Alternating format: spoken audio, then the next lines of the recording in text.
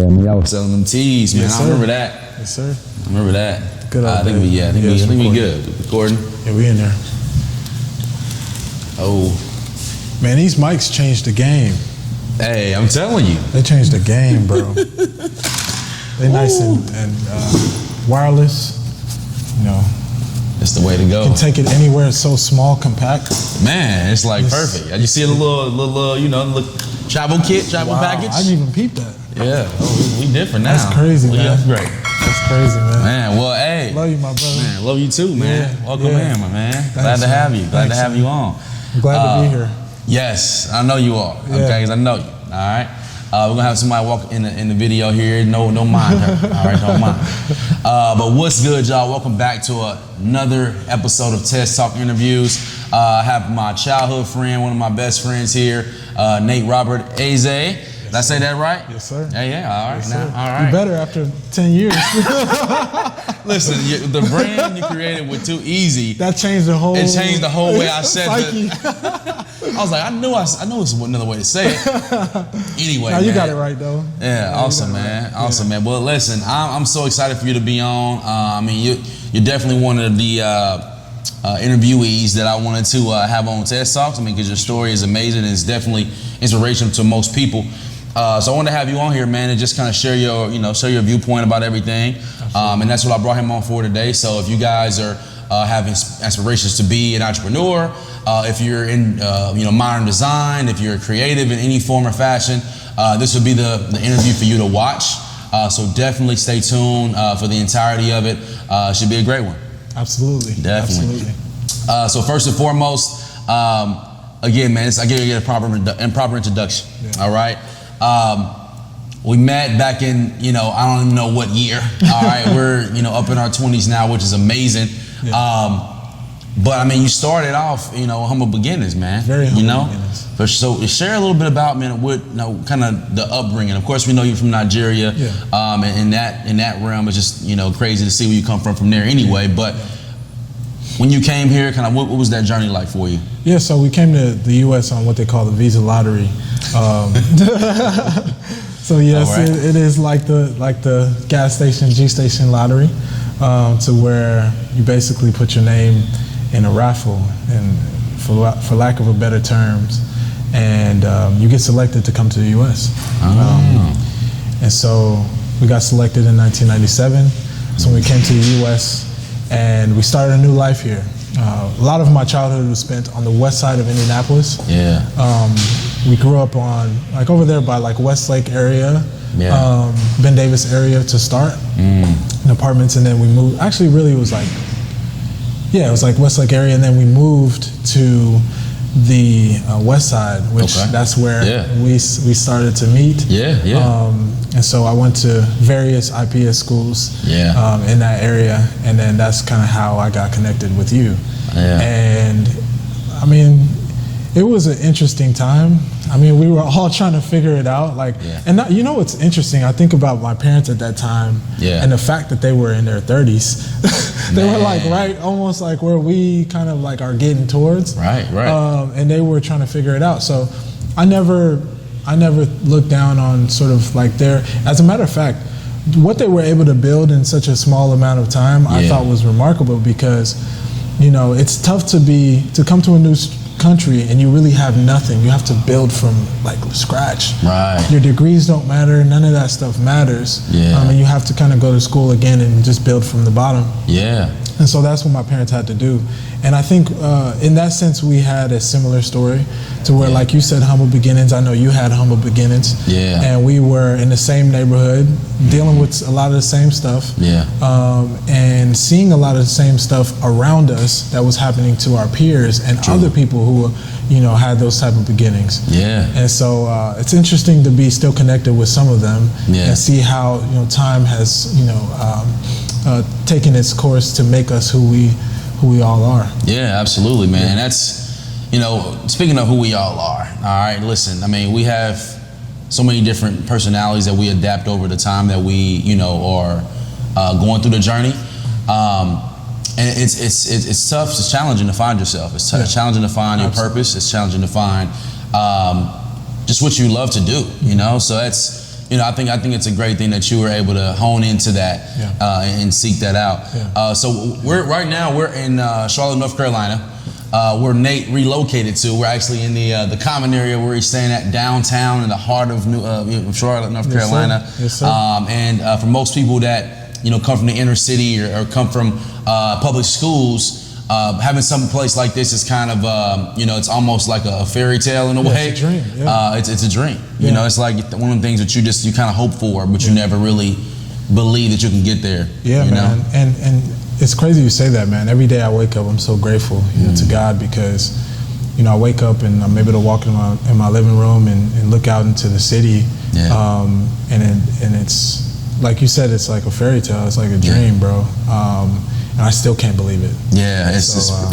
But it's nothing. It's only a testament of hard work and taking huge leaps towards what you want to do. A lot of tough times, but a lot of that is in preparation for what I think God has for us in our purpose to be able to get us where we want to go. I love it. And I think a lot of what we want in life, in terms of, because it's not necessarily about material things as much as it is about quality of life. Right. You want to be able to wake up and really love where you are, love what you do, and love who you are. And with that, and within that, you're able to inspire others to kind of do the same. And that's what I've been blessed to be able to do.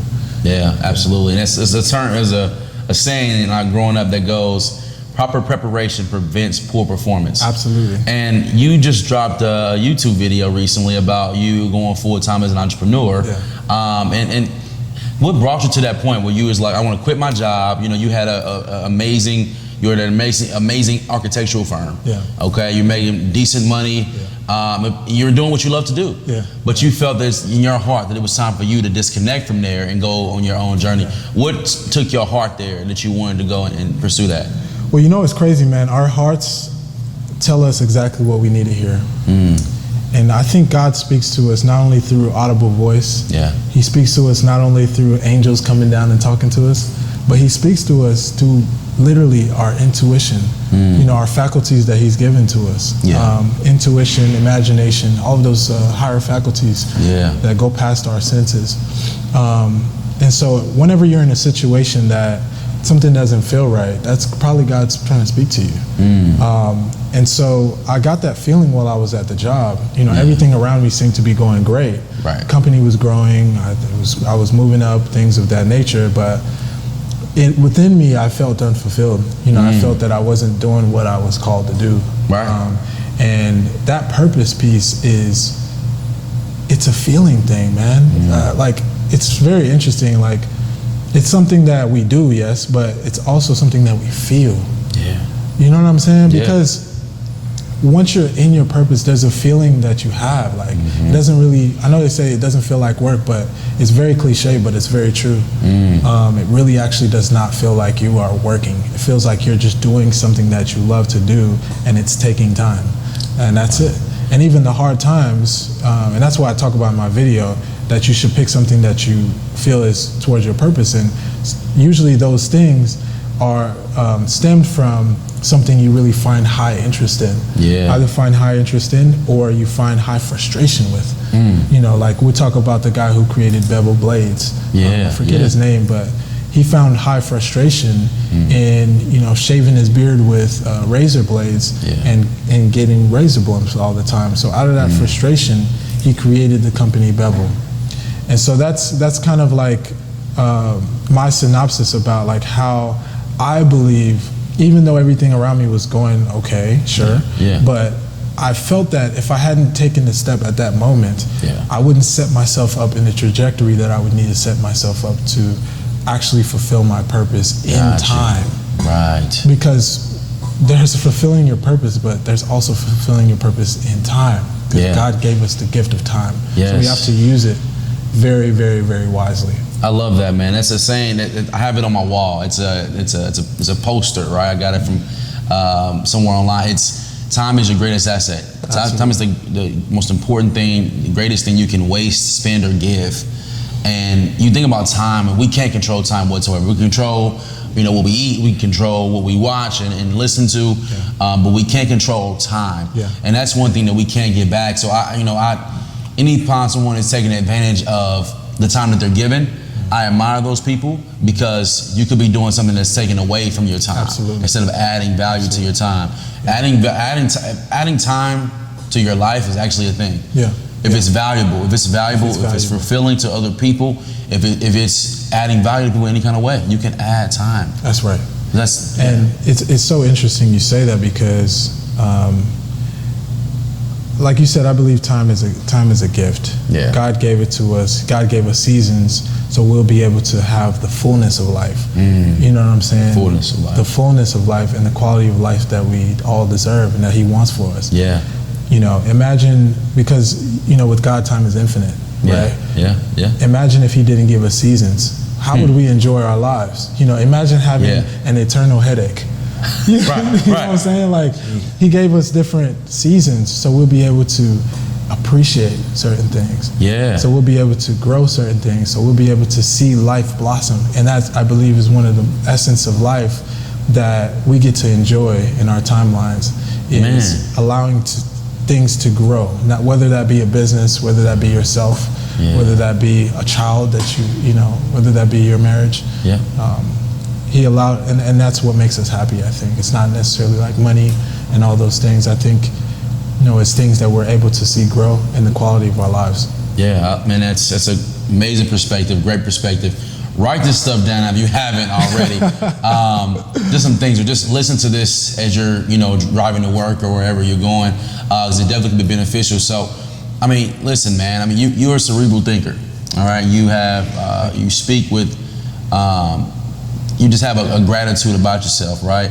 When did you find that? When did you seek that? Because you always weren't this person. Yeah. Let's be honest here. All right, he's goofy, brother. All right, and you know, it's all kind of stuff. You were the fashion guy. Yeah. You know what I'm saying? Yeah. Like, how did you shift that around? And you know, so first of all, when did you start? When did you start this mindset thinking that? And briefly hit on that, and then hit on the idea of shifting focus for your life. Yeah, man, that's such a good question. Nobody's ever asked me that before. It was after I started reading, when I left college, and it all came out of turmoil. It all came out of turmoil.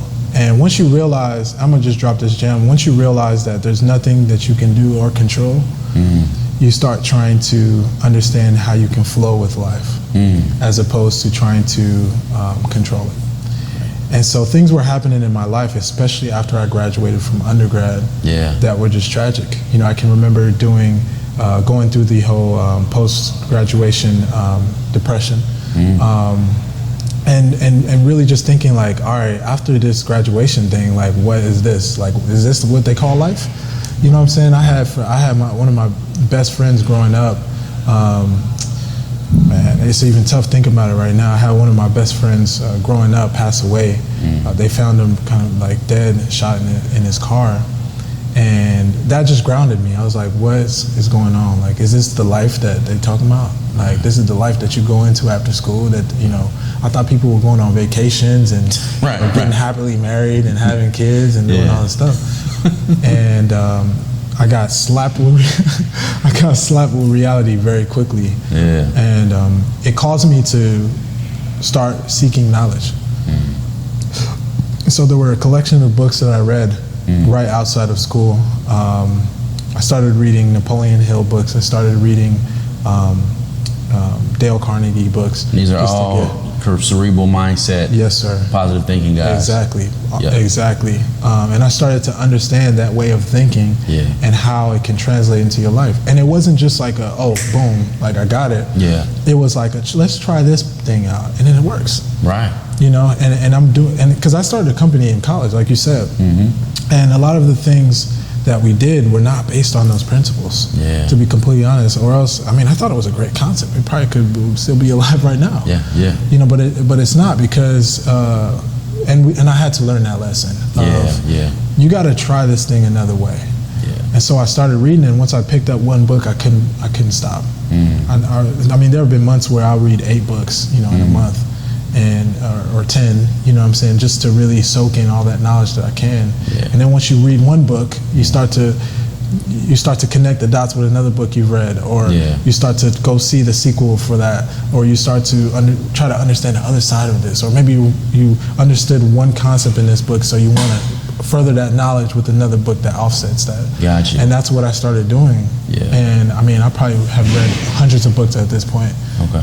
That has changed and channeled my mind to think in a certain direction. Right. And that's why I'm so confident about this way of living, because I know it works. Yeah. You know, it works. Absolutely. So that's how it happened, bro. Wow. Like, honestly. And that's powerful right there. You seeked out the knowledge that you felt that was there. Yeah. There's times we feel like the knowledge isn't there. You know? Right. So how did you shift that focus from where you were when you started off with your first company, Too Easy, and many others? But how did you shift that focus to now your new company, Rndrvsn? Yeah. And how did you shift that focus? Well, the way I shifted the focus was by taking the principles and the fundamentals that I was learning and actually applying them to those businesses. Got you. When I was starting my entrepreneurial journey, when I got out of school and doing kind of side business and stuff while I was still working my job, I was slowly implementing some of these things. Slowly. You know, some of the things I was reading in Think and Grow Rich, you know, the Billionaire Next Door, you know, The Power of Positive Thinking, Purpose-Driven Life, you know, all those different books that I was able to pick up. I was starting to implement some of those strategies and those ways of thinking, just little by little. And as I continued to do that, I saw results. Just, you know, and as an entrepreneur, well, really just as a person in general, when you start seeing some small results and you say, okay, like what am I doing? You know what I'm saying? And that's where the self-awareness comes in, to where you have to evaluate yourself and say, okay, if I'm doing this right, maybe I should keep doing that. Yeah. You know, and so that's exactly what I did. And so with Rndrvsn, I actually I wanted to start on a basis of real knowledge, like real knowledge and experience from what I failed at in the past. Yeah. That's where the mindset really shifted, was that let me do this thing right as much as I can. Yeah. And so I started with a lot of basis of understanding about business as well. Yeah. Through books and through YouTube and all those things. I read a book called Traction. If you don't listen or write anything down in this, write the book called Traction down. It's by Gino Wickman, and it allowed me to, it really changed my whole business. Gotcha. I read it about a quarter into my journey with Rndrvsn. Yeah. And I started implementing the strategies immediately. Okay. And I saw my business grow about 50%. Wow. Like easily. Just by reading about 25% of the book. I love that. Yeah, so I love that. So this practical, like applying that practical information, it's not that hard. Like, it's hard to do, but it's very simple. It's a simple concept. You read the stuff, you learn the stuff, and do it. Yeah. Like, and if you can do that, I think you can create some good success for yourself. I love that, man. Yeah. That's amazing, and that's amazing. As a testament to you just elevating from where you were. You thought all hope was lost when you first got out of college, right? And you're like, man, is this really what life is? Then you shifted that whole mindset. You started getting uncomfortable. Yeah. You started reading books, and you started to seek the knowledge out, and that's where the shift was able to happen for you. Right. And this is where I will give a lesson to you all. Okay, one thing that I learned in my journey of life, and I'm sure you can agree with this as well, is that you are where you are because of your own best thinking. Right. Okay, if you can only think that you're gonna stay where you are, you can only get a job at Foot Locker or whatever, then that's all you're gonna be. Okay, but if you can imagine you working for a financial firm randomly, right? Or you can imagine you're working for, you're going up the ladder at a warehouse if you're, just in that realm, right? Yeah. Anything to just get yourself out of where you are. Okay, just shift out your thinking. You gotta get uncomfortable, and that's reading books, okay? That's listening to audios that have nothing to do with music at all. It's listening to people that have been successful in their life. They're giving you advice. Listen to those people. All right. Stop listening to your grandma. Stop listening to your best friend who has nothing. You will continue to be in the same cycle of insanity if you are doing those things. So I'm so grateful that you're able to hop on today. And I actually just wanted to add to what you said. You talked about imagination. Yeah. And like I said earlier, I believe truly that God speaks to us through our imagination. Yeah. So if you can imagine yourself as this person, that's not too far off. Right. As for you as an individual, because God wants you to see where you're going to be. Yeah. And sometimes he shows it to it. And he shows us just enough. Because if he shows us where we're really going to be, we probably would not believe it. Right. And sometimes he'll even show us ourselves as a child, or bring us back to ourselves as a child, so he can show us, this is what you loved, man. Yeah. This is why I did this. This is why I set your life up like this. Yeah. So you can know that you loving, putting together building blocks as a child is going to make you a construction tycoon as an adult. Yeah. And he brings you back to your imagination and your childhood to make you envision. Like, all imagination is vision. Yeah. And we look at it so childishly, and we look at it so elementary, but imagination is vision, bro. Yeah. Once you can see that, then you can really start to put the steps forward and really start to design your life in a way that will allow for you to start to achieve some of those things. Love it. And I believe so much in imagination. Like, you got to be able to see it. Yeah. So I wanted to add that to what you said, bro, because it's so profound. It is, absolutely, man. I mean, you hit it right on the nose. Imagination is everything. Yeah. So what's next for you? That's what I want to ask you, man. I mean, you come from the bottom, and you've risen yourself up from that. You weren't handed anything. You know, you gave all you had. You're still giving. Yeah. So what's next for you right now, man? What's going on? Well, I'm gonna grow this company. Rndrvsn. I'm doing the content creation. I want to give back, but ultimately, I believe the way I'm gonna give back is through inspiring others. Yeah. And them seeing what I'm able to do out of the hand that I was given. Yeah. And for me, I'm going, and I'm saying this on camera, so this is a note to myself and a note to everybody watching this. I'm gonna be a billionaire one day, and I'm gonna get to a million first, and then I'm gonna get to 10 million, and we're gonna go from there. Yeah. And I'm just saying that just so we have that voice recording of me saying this, so we can go back and look at it. Absolutely. And you will too. Yeah. And we're gonna inspire our communities by having the resources to do so. Yes. I'm sick and tired of us talking about doing stuff. Yeah. I don't want to even talk about it until I'm able to do it at this point. Yeah. And I want to be able to do it with my own cash. Yeah. So that's what I'm doing. I'm growing these companies, and we're gonna get to that point. I have no doubt in my mind. Yeah. No doubt in my mind that we're gonna get there. That's conviction, ladies and gentlemen. If you don't have conviction behind what you're going after, what you're chasing, I mean, you're gonna be what you are. You've been at the last 5 years. Right. Grow yourself, grow journey, man. It's been a TezTalk, y'all. Okay, this is an amazing interview. Definitely some great value in this, man. Thanks so much for joining us today. Love it, man. Giving us some knowledge, give me some love. Love you, bro. You know it, man. You know it, man. Well, hey, listen, stay tuned for more TezTalk, more knowledge going to be spread out to you guys. More interviews to come. We have some amazing guys that I know that I've connected with over the years, and they have an amazing story, man. It's crazy that you can see people where they are now, but there was a backstory. And I'm displaying that, man. I want to shine light on you today, man. Yeah, so Nate Robert-Eze, go ahead and follow him. Go ahead and let him know where to follow you at. So if y'all want to find my information, follow Nate, Nate Roberts, Roberteze. On all platforms. I have the same name on pretty much everything. Look me up on YouTube, my websites, anything you need. And also feel free to contact me, about any business stuff that you're thinking about doing, jumping into. I always love to dialogue about those types of things and inspire and just share what I know. Yeah. And so, let's get it, man. Yeah, man, that's what's up, man. Awesome, man. Well, have an amazing rest of the week. We'll see you in a minute. Peace. Peace. That's what's up. Perfect. Cut. You done there, don't even gotta cut it up, low key.